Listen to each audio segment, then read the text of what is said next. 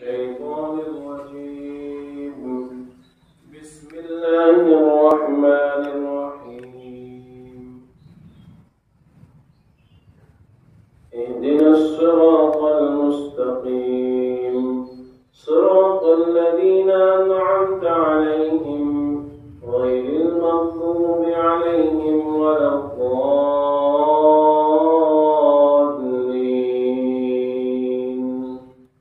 صدق الله مولانا العظيم. میرے محترم بزرگوں اور دوستوں اور ساتھیوں، پیارے پیارے بچوں، ابھی یہ مجلس تکمیل حفظ کی مجلس ہے اور آپ حضرات نے دونوں بچوں کے ذریعے سے پڑھے گئے سورتیں پڑھی گئی اور آخر کے رکوع پڑھے گئے، آپ حضرات نے سماعت فرمائی. اسی کا کچھ حصہ یعنی سورہ فاتحہ کا کچھ حصہ آخر کی چند آیتیں میں نے آپ حضرات کے سامنے پڑھی. دعا فرمائیں کہ اللہ تعالیٰ علم نافع نصیب فرمائے اور علم غیر نافع سے اللہ تعالیٰ ہم سب کی حفاظت فرمائے. خرابی یہ ہے کہ ہم لوگ عمل کرنے کا جذبہ نہیں رکھتے. باتیں تو معلوم ہوتی رہتی، باتیں پتہ چلتی رہتی، لیکن اس پر عمل نہ کرنے کا ارادہ ہمارا روز اول ہی سے ہوتا ہے. اگر دل سے ارادہ کیا جاتا، صدق دل سے بات سنی جاتی، عمل کرنے کا داعیہ ہوتا، پھر اللہ تعالیٰ کی طرف سے مدد و اعانت ہو جاتی اور اس پر عمل پیدا ہو جاتا. لیکن خرابی یہ ہے کہ ہم پہلے ہی سے ارادہ کیے رہتے ہیں کہ باتیں ہمارے لیے نہیں ہے، ابھی ہماری عمر نہیں ہے، ابھی ہم اس کے لائق نہیں ہیں، ابھی دنیاوی زندگی میں اور مصروف ہونا ہے، اور اپنے آپ کو الگ الگ عنوانات سے ان چیزوں سے الگ رکھتے ہیں. اس لیے دعا مانگا کریں کہ اللہ تعالیٰ علم نافع نصیب فرمائے اور عمل کرنے کا جذبہ پیدا فرمائے. بھائی دنیاوی زندگی تو بہت دن تک ہے نہیں، چند روزہ زندگی ہے. اب اسی جو وقت ملا ہوا ہے بہت ہی قلیل، اسی سے اپنے آپ کو بنانا ہے اور جنت کے قابل بنانا ہے. آپ یہ بات سمجھ لیں کہ جنت ایک ایسی جگہ ہے جہاں پر کسی بھی قسم کی کمی والے شخص کی انٹری نہیں ہو. کسی کے اندر اگر عیوب ہوں گے، خرابیاں ہوں گی، گناہ کے اس کے اوپر اثرات ہوں گے، گندگیاں ہوں گی، نجاستیں ہوں گی، تو فرمایا اس کی وہاں پر انٹری نہیں ہو سکتی. اس کی دھوئیاں پچھیاں ہوگی اور اس کو صاف ستھرا کیا جائے گا، تب جا کر وہاں تک پہنچ ہو سکتی. اس لیے یہ بات تمہیدی طور پر میں کہہ رہا ہوں کہ بھائی وقت بہت قیمتی ہے اور بہت کم ہے. اب تو اور زیادہ مشاہدے میں بات آتی رہتی ہے، لوگوں کی عمروں میں اور کمی آ گئی ہے. 40 سال 50 سال والے بھی فٹافٹ دنیا سے جا رہے ہیں. تو کس بات سے دھوکے میں ہو بھائی؟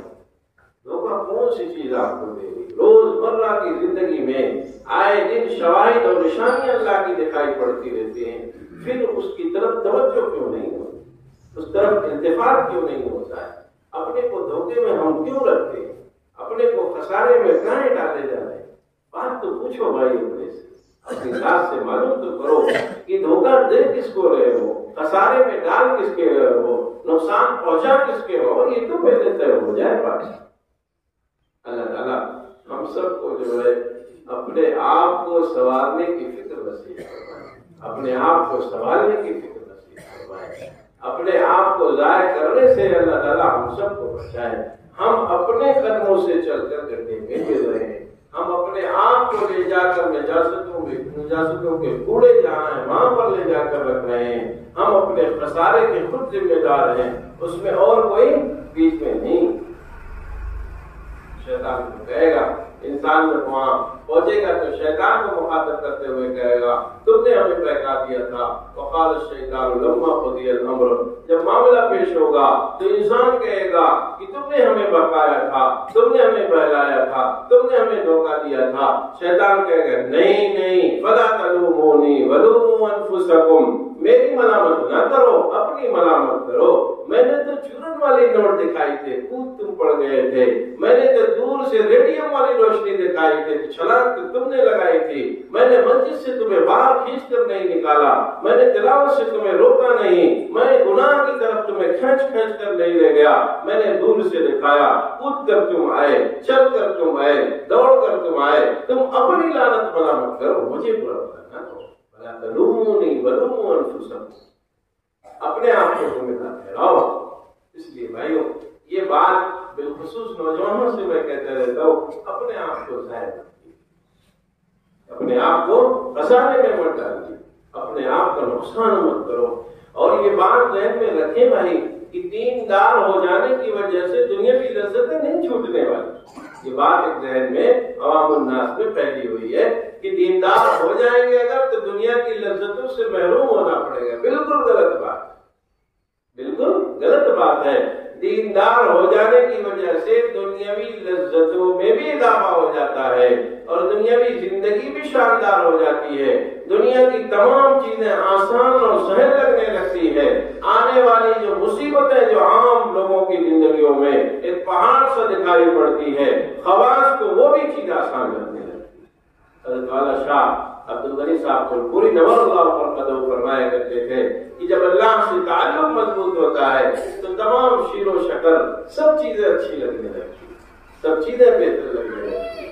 اور حضرت والا شاہ حکیم محمد اختر صاحب رحمۃ اللہ علیہ نے بڑی شاندار مثال دی کہ دیکھو دو دوست ہیں، پہچان نہیں رہے ایک دوسرے کو، 20 سال 30 سال بعد مل رہے ہیں، پہچان ملاقات ہوئی پہچانے نہیں، مطلب ایک عام سا مسافہ معانقہ ہوا، جیسے پہچان ہوئی کہ ہم وہ پرانے ہیں جب ہم لوگ ساتھ پڑھتے تھے، پھر پکڑتا ہو کھینچتا ہے کس کر اس کو دباتا ہے تو مارے خوشی اور فرحت کے، اپنے دوست کو اتنی تیز دباتا ہے کہ اگر عام آدمی دبائے تو اس کی کہے گا بھائی میری جان نکلتی پڑ جا رہی ہے، لیکن وہ محبت کہتا ہے، اضافہ جب بڑا ہوتا ہے، محبت شدید ہوتی ہے، اس کا دبا دینا بھی تو اس کو اچھا لگتا ہے۔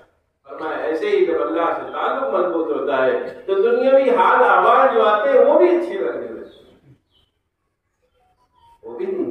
اس لیے یہ بات ذہن میں نہ رہے کہ دیندار ہونے سے دنیاوی جو فوائد حاصل ہو رہے ہیں وہ سب کے سب چھوٹ جائے گی، نہیں، دنیاوی تمام متاع، سامان، عیش و عشرت کی تمام چیزیں آپ کو بدرجہ اولا ملے گی، اور تمام چیزوں کی لذتیں اور لذتوں میں سمجھیے کہ ہر چیز کی لذت آپ کو دوبارہ لگنے لگے گی، اس لیے کہ جو خالق شمس ہے، جو خالق شیر و شکر ہے، وہ جب دل میں آئے گا تو فرماتے ہیں وہ دونوں جہان کی نعمتوں سے بڑھ کر اسے لذت حاصل ہونے لگے گی۔ مالک شیر و شکر جب دل میں آئے گا تو پھر اس دنیا میں رہتے ہوئے اسے تمام چیزوں کی لذتیں حاصل ہونے لگے گی۔ حضرت والا صاحب کی صاحب کی پوری رحمۃ اللہ علیہ کی بات ہے، فرمایا کہ مقدر مجھے اس کھانے میں قورمہ کا مزہ آ رہا ہے، بریانی کا مزہ آ رہا ہے، فرمایا حضرت کی تو آج کھچڑی ہے، فرمایا تم تو کھچڑی دیکھ رہے ہو، میں کھانے کو نہیں دیکھ رہا ہوں، کھلانے والے کا ہاتھ دیکھ رہا ہوں، میں اللہ کی ذات کو دیکھ رہا ہوں، اس لیے یہ کھانا مجھے بڑا لذیذ لگ رہا ہے۔ جب تعلق مضبوط ہوگا، گناہ کرنے سے ایک بات اور سنیں، بات دوسری چل گئی، بات تو سنانی تھی بچوں کو متعلق، جو آ رہا وہی سن لو بھائی، وہی فائدے کی ہوگی۔ فرمایا کہ جو ہے گناہ کرنے سے دل پر سیاہ دھبا لگتا ہے، اور وہ دھبا جب بڑھتا ہے تو پھر اس کے اندر سے وہ تمام صلاحیتیں ختم ہو جاتی ہے جس سے وہ نفع اور نقصان کرنے کی اللہ نے صلاحیت اور تمیز کرنے کی صلاحیت دی تھی، وہ چیزیں رخصت ہو جاتی۔ اللہ برحان اللہ نے فرمایا ان کے قلوب، ان کے دلوں پر، بچے نے بھی پڑھا ختم اللہ علی قلوبہم وعلی سمعہم وعلی ابصارہم، فرمایا اس کی تمام چیزیں ان کے گناہوں کی وجہ سے جو ہے ایک دم سے جام ہو جاتی ہے، اس پر زنگ لگ جاتا ہے، وہ اچھی چیزوں کو قبول کرنے کی بھی اس کے اندر صلاحیت نہیں رہ جاتی ہے۔ جیسے آپ کا دنیاوی ساز و سامان ہوتا ہے، پاٹ پرزہ ہوتا ہے، جب اس پر زنگ لگتا ہے تو پھر وہ کام کا نہیں رہ جاتا، ایسے دل و دماغ ہے، قلب و جگر ہے، جب یہ اس پر پارٹ ان تمام پارٹ پرزوں پر جنگ لگتا ہے اور جنگ لگنے کی وجہ سے پھر یہ کام نہیں کرتے۔ فرمایا گناہ کے اثرات کی وجہ سے دل پر ایک سیاہ دھبا لگتا ہے جو توبہ سے مٹ جاتا ہے، ورنہ بڑھتا ہی رہتا ہے، بڑھتا ہی رہتا ہے، بڑھتا ہی رہتا ہے۔ پھر اس کے اوپر ایسے ایام بھی آتے ہیں کہ وہ حق اور ناحق باتوں کو سمجھنے کی جو اللہ نے اسے صلاحیت دی تھی وہ بھی ختم ہو جاتی ہے۔ جیسے ہمارے بھائی لوگ پان وغیرہ کھاتے ہیں تو ان کی زبانوں پر زنگ لگ جاتے ہیں، کہتے ہیں ٹیسٹ نہیں پتہ چل رہا تیکھا ہے کہ پھیکا ہے، زبانوں پر ایسے اثرات ہو جاتے، تیکھا اور پھیکا پتہ نہیں پاتے، لذتیں نہیں سمجھ میں آتی۔ وہی حال پھیکا بھی ہوتا ہے۔ اللہ تعالیٰ ہم سب کو اس دنیا سے آخرت بنانے کی فکر نصیب فرمائے۔ اللہ نے بچوں کو جن دولتوں سے نوازا ہے بڑی قیمتی چیز ہے، ہر کسی کو یہ دولت نہیں ملتی ہے، اس لیے جو بچے حافظ ہوئے ہیں یہ بات ذہن و دماغ میں رکھے کہ اللہ تعالیٰ نے ہمیں ایسی دولت دی ہے جو اور لوگوں کو حاصل نہیں ہوئی، اور ساتھیوں کو ہمارے ساتھی پڑھنے آئے ہوں گے ان میں سے بہت سے بچے ایسے بھی تھے جو پہلے دن مدرسے سے چلے گئے، بہت سے بچے ایسے تھے جو پرائمری سے چلے گئے، بہت سے بچے ایسے بھی رہے ہوں گے جو آپ کے ساتھ حفظ میں بیٹھے ہوں گے لیکن کوئی 2 بھی چلا گیا، کوئی 10 بارے کی پڑھ کر چھوڑ دیا ہوگا۔ تو اب اللہ نے اس دولت سے نوازا ہے تو اس دولت کو جو اللہ نے دی ہے تو اس کی طرف توجہ ہونی چاہیے اور اس نعمت کی ہر وقت فکر ہونی چاہیے اور یہ سوچنا چاہیے کہ اللہ نے ایک بڑی نعمت سے ہمیں نوازا ہے، اس نعمت کی کہیں سے بھی ناقدری نہ ہونے پائے۔ تلاوت کا اہتمام ہونا چاہیے اور اپنے آپ کو ایسی مجلسوں سے بچانے کی فکر ہونی چاہیے جہاں سے ہمیں ہمارے اوپر تہمت لگ سکتی ہو، لوگ یہ سمجھے کہ حافظ صاحب ہو کر چوراہے پر بیٹھے ہوئے ہیں، حافظ صاحب ہو کر جو کھیل کود والے کام وہاں پہ لگے ہوئے، نہیں، ایسی مجلسوں سے پرہیز کرنا چاہیے۔ فرمایا کہ ایسی جگہوں سے بچو جہاں سے آپ کو تہمت لگ سکتی ہے۔ کیا فرمایا؟ ایسی جگہوں سے پرہیز کرنا چاہیے جہاں سے تہمت لگ سکتی ہے۔ اس لیے بچے جو حافظ ہوئے انہیں اپنے دل دماغ میں یہ بات بیٹھلا لینی چاہیے۔ اول حضرت والد صاحب رحمۃ اللہ علیہ فرمایا کرتے تھے کہ بھائی سلیکٹڈ لوگ ہو۔ کون لوگ ہیں؟ حافظ سلیکٹڈ لوگ ہیں۔ اللہ نے یہ بات ارشاد فرمائی کہ قرآن کو ہم نے نازل کیا اور قرآن کی حفاظت ہم ہی کریں گے، تو اللہ نے جب ذمہ داری لی کہ قرآن کی حفاظت ہمیں کرنی ہے، اب جو افراد قرآن کی جو ہے حفاظت پہ لگے ہوئے ہیں وہ کون ہوئے؟ وہ سلیکٹڈ لوگ ہوئے۔ جیسے حکومت ہماری اتر پردیش گورنمنٹ ہم سے ہماری کہے کہ ہم جو ہے اپنے صوبے میں امن و امان کو بحال رکھتے ہیں اور اس کی ذمہ داری ہماری ہے، تو حکومت کے افراد اس کے ارکان جو ہوں گے، پولیس کا محکمہ ہوگا، کوئی بھی محکمہ جو اس چیز کو بحال رکھے گا وہ کون کہلاتا ہے؟ کہتے ہیں یہ حکومت کے لوگ ہیں، یہ گورنمنٹ کے لوگ ہیں۔ ان کو روکنے کی وجہ سے اس پر وہ مقدمات لگائے جاتے ہیں، یہ سرکاری کام میں رکاوٹ پیدا کر رہے تھے، سرکاری کام سے روک رہے تھے، سرکاری کام سے گئے ہوئے افراد کو وہاں پر جو ہے بیٹھا دیا اپنی جگہ پر۔ وہ سرکاری کیوں ہوا؟ اس لیے کہ اس کی نسبت وہاں سے لگی ہوئی ہے۔ حکومت نے کہا کہ امن و امان بحال کرنا ہماری ذمہ داری ہے۔ اب اس کے کارندے جتنے تھے وہ اپنے کام پر گئے اور کہیں سے کسی نے تھوڑا سے بھی نہ روکا ٹوکا اس کے اوپر فوراً مقدمات لکھ دیے جاتے ہیں۔ ایسے جو حافظ ہیں، جو عالم ہیں، جو مفتیان کرام ہیں، یہ بھی سب کے سب حکومت کے لوگ ہیں، سلیکٹڈ لوگ ہیں۔ اللہ نے فرمایا کہ اس کی حفاظت کی ذمہ داری ہماری ہے۔ اب جو بھی افراد اس کے لیے سلیکٹ کیے گئے وہ سرکاری لوگ ہوئے، جو ان کو روکے گا اس پر مقدمات قائم ہوں گے۔ اس کی اسی لیے کہا گیا کہ جو لوگ اہل اللہ کی جو برائی کرتے ہیں، ان کے اندر کمیاں نکالتے ہیں، فرمایا ان کو اپنی خیر بنانی چاہیے، اس لیے کہ وہ سرکاری لوگ ہیں۔ عوام کا کام نہیں ہے کہ سرکاری محکمے کے لوگوں کا جو آپ حال احوال پوچھیں، اس کو روکیں، اس کو ٹوکیں۔ ایسے حفاظ کرام جیسے بچے ابھی ہوئے ہیں، تو یہ بات اس لیے میں کہتا رہتا ہوں، حضرت والد صاحب رحمۃ اللہ علیہ کی بات سناتا رہتا ہوں، اس لیے کہ بچے ہمارے مدرسے میں پڑھتے ہیں، کہیں نہ کہیں وہ کمیونٹی کا شکار ہوتے ہیں اور اس میں بہت بڑا کردار ہمارے گھر کے ذمہ داروں کا بھی ہوتا ہے۔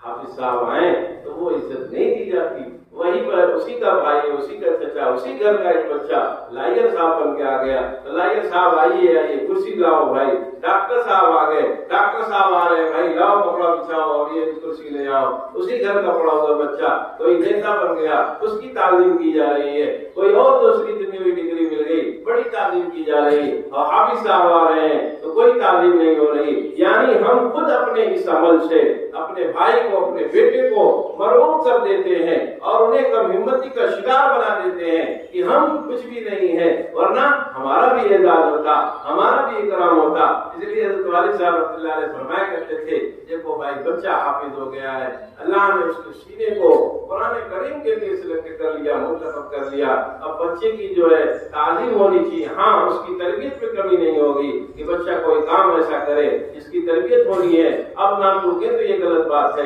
لیکن بچے کی بہرحال تعلیم ہونی چاہیے اور فکر ہونی چاہیے کہ بچے کے سینے میں اللہ کا کلام محفوظ ہے، اس لیے اس کی تمام چیزوں کو جو ہے نگاہ میں رکھنا چاہیے، اس کے اعزاز و اکرام کا اہتمام کرنا چاہیے۔ اب وہ فلانواں نہیں رہ گیا جیسے بلاتے تھے فلانے نہیں، اب ایسے نہ بلایا جائے، اور جن لوگوں کو اللہ نے اس دولت سے نوازا ہے انہیں بھی فکر ہونی چاہیے کہ اب بھائی ہم وہ نہیں رہ گئے، ہم تو کچھ بھی نہیں، لیکن ایک نسبت جڑ گئی ہے، ایک چیز کی نسبت ہم سے لگ گئی ہے، اس لیے اب ہمیں ہر جگہ اٹھنے بیٹھنے میں، بات چیت کرنے میں اور زبان کا استعمال کرنے میں، جھوٹ اور صحیح بولنے میں، ہر چیز میں خیال کرنا پڑے گا تاکہ وہ نسبت کو کہیں سے ٹھیس نہ ہو جانے میں سے کام کر لیں گے۔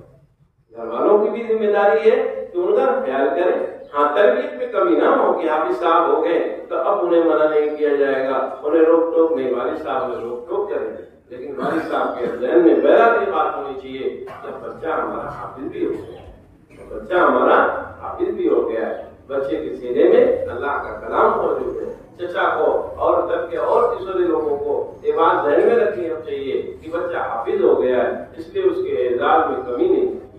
بہت سے واقعات ہیں کہ جو ہے بچوں کو حضرت والا ہردوئی رحمۃ اللہ علیہ کی بات سنا دوں، آپ حضرات سنے ہوئے ہیں، جو پرانے لوگ ہیں، نوجوان نسل بھی سنی ہوگی، ہو سکتا ہو نہ معلوم ہو۔ حضرت والا شاہ ابراہیم صاحب رحمۃ اللہ علیہ، یہ حضرت والا تھانوی رحمۃ اللہ علیہ کے اجل خلفاء میں سے تھے اور بہت ہی بڑے ماضی قریب کے جو ہے اللہ والے گزرے ہیں۔ تو حضرت والا رحمۃ اللہ علیہ کی مجلس میں جب بھی کوئی حافظ آتا تو حضرت فوراً کرسی منگاتے اور فرماتے کہ جو ہے کرسی لاؤ بھائی، اس کو کرسی میں بیٹھاؤ، اتنا اہتمام فرماتے مجلس میں۔ اور لوگ حضرت کی مجلس لگی رہتی، جیسے اگر پتہ چلا حضرت کو کہ حافظ ہے فرمان کرسی لے آؤ بھائی، ان کو کرسی میں بیٹھاؤ، اور دوسرے لوگ بیٹھے رہتے تھے، پھر قرآن سنتے رہتے۔ حضرت والا رحمۃ اللہ علیہ کے جو ہے جو کوئی چیز نہیں آتی، چٹائی وغیرہ نہیں آتی، عجیب چیز تھی چٹائی، جو بچوں کے پڑھنے کے لیے ٹاٹ وغیرہ آتے تھے تو حضرت پہلے اس کو دارالتحقیق میں بچھواتے تھے، فرماتے تھے پہلے جو بچے ہند پڑھتے ہیں وہاں بچھاؤ، وہاں کی پرانی والی اور دوسرے لوگوں کو۔ یہ اعزاز ہے، یہ بزرگوں کی چیزیں اس لیے ہے کہ ہم سیکھیں بھائی، ہم سمجھیں، اس لیے گھر والوں کو بھی اہتمام ہونا چاہیے اور بچوں کو بھی فکر ہونی چاہیے کہ اللہ تعالیٰ نے ایک دولت سے نوازا ہے اور اس میں کہیں سے ناقدری نہ ہونے پائے۔ اللہ تعالیٰ پڑھانے والوں کو بھی اپنی شایان شان جزا بدلہ نصیب فرمائے، اور جو لوگ منتظمین ہیں، جو لوگ اس کام کو کر رہے ہیں، اللہ کا خاص فضل سمجھیے، اس کا جو ہے یہ انعام سمجھیے کہ اللہ تعالیٰ ایسے افراد پیدا کیے ہوئے ہیں جو پورے قوم کی ذمہ داری لیے ہوئے ہیں۔ بعض لوگوں کو جو ہے تسامح ہوتا ہے، غلطیاں ہو جاتی ہیں اور اس پر جو ہے کلام کر جاتے ہیں، غلط بات ہے بھائی۔ یہ اللہ کی بڑی نعمت ہے کہ اگر کوئی علاقے میں، محلے، گاؤں میں، قریے میں اور قصبات اور ضلع میں اگر کوئی ایسا ہے تو اس کا شکر گزار ہونا چاہیے کہ وہ سب کی ذمہ داری کو لی ہوئی ہے۔ بھائی ایک دن کا کام نہیں، کام کرنے سے پتہ چلتا ہے، کام کرنے سے ایک دن دو دن تو بڑا اچھا لگتا ہے، لیکن مستقل مزاجی سے جب کرنا ہوتا ہے تب بات پتہ چلتی ہے۔ اس لیے جو اللہ تعالیٰ کی یہ نعمتیں ہیں اس کا شکریہ ہونا چاہیے، اس کی شکر گزاری ہونی چاہیے، ناشکری والے کلمات نہیں نکلنے چاہیے اور اپنے حال احوال کو بھائی درست کیا جانا چاہیے۔ بالخصوص نوجوانوں کو یہ بات سمجھنی چاہیے، زمانہ ایسا نہیں ہے کہ آپ آزاد رہیں، زمانہ بہت ہی جو ہے عجیب اور پرکشش ہے، آپ کو کھینچے گا، ہمیں کھینچے گا۔ ہماری ذمہ داری یہ ہے کہ ہم صراط مستقیم پر کیسے چل سکیں، صراط مستقیم پر کیسے دوڑ سکیں، صراط مستقیم کی طرف کیسے متوجہ ہو سکیں۔ اس لیے اور دوسرے راستے سب کھلے ہوئے ہیں، چمک دمک کے بھڑکیلے اور جوشیلے راستے سب کھلے ہوئے ہیں۔ فرمایا وَأَنَّ هَذَا صِرَاطِي مُسْتَقِيمًا فَاتَّبِعُوهُ، یہ سیدھا راستہ ہے، اس کی اتباع کر جاؤ گے تم منزل مقصود تک پہنچ جاؤ گے، اور اگر تم ادھر ادھر کے راستے پر چلے تو سمجھ جاؤ خسارے میں پڑ جاؤ۔ اللہ تعالیٰ ہم سب کو اس دنیا سے آخرت بنانے کی فکر نصیب فرمائے۔ وآخر دعوانا الحمدللہ۔